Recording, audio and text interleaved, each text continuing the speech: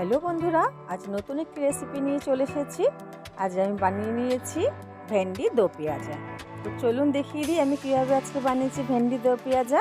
By the way, আমি টুম্পা, আপনারা দেখছেন JTS টুম্পাস কিচেন।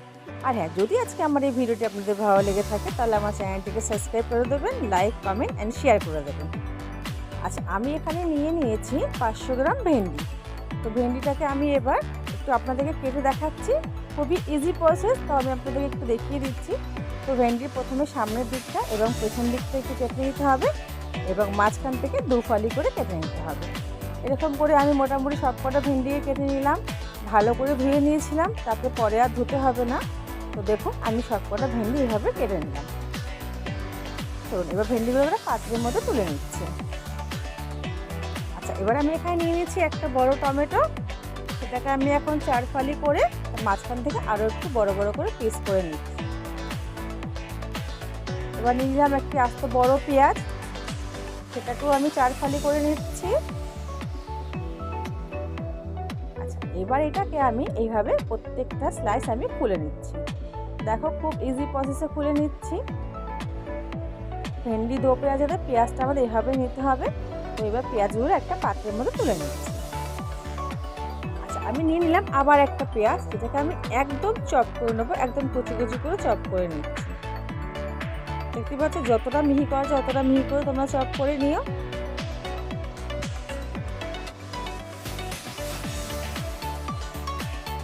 আচ্ছা, সেম ভাবে আমি এবার একটা টমেটো নিয়ে নিচ্ছি।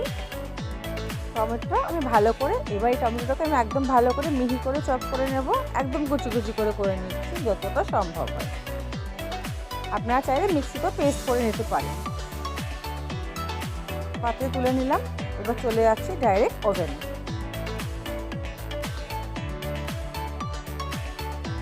চলো, ওভেনে কড়াই বসিয়ে নিয়েছি আর আমি এখানে পরিমাণ মতন তেলটাও দিয়ে দিয়েছি। তেলটা আমার গরম হয়ে গেছে। এবার যে ভেন্ডিগুলো আমি কেটে রেখেছিলাম, সব ভেন্ডিগুলো আমি ফ্রাই করে নেব। তবে হ্যাঁ, ভেন্ডি বেশি ফ্রাই করা যাবে না, তাহলে ভেন্ডি থেকে ভেন্ডির কালারটা চলে যাবে।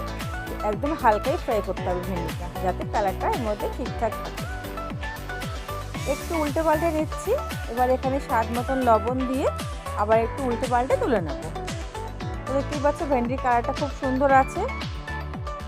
এবার এখানে আমরা দিয়ে দিচ্ছি সামান্য গরম মশলা, একটা গোটা শুকনো লঙ্কা ফোড়ন, তার সঙ্গে দিয়ে দিলাম 5 ফোড়ন। একটু মিক্স করে নেব।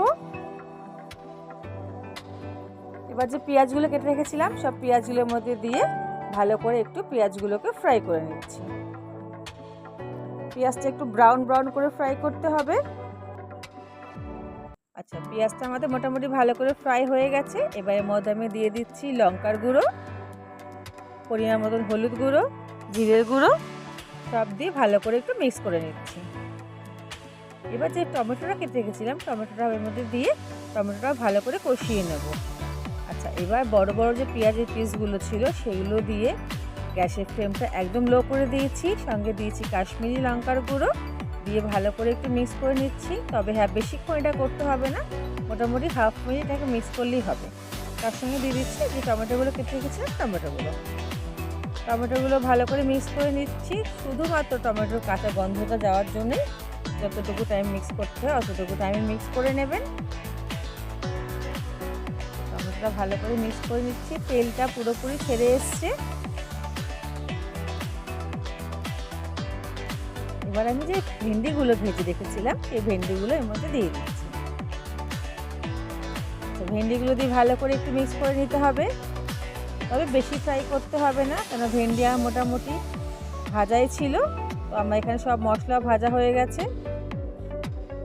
চলো, ভেন্ডিটা একটু ভালো করে মিক্স করে নিলাম।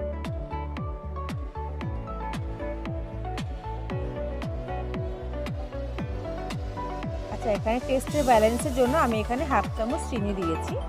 আপনারা চাইলে দিতেও পারেন, নাও দিতে পারেন। আর একদম অল্প একটু হাফ কাপ জল দিয়ে এটাকে আমি একটু ঢেকে রাখছি 1 থেকে 1.5 মিনিটের জন্য। তো চলো, চলে আসলাম 1.5 মিনিট পর। তুলে নিয়েছি, দেখতেই পাচ্ছ তেল পুরোপুরি আমার বেরিয়ে এসছে আর আমার ভেন্ডি দো পেঁয়াজা একদম রেডি।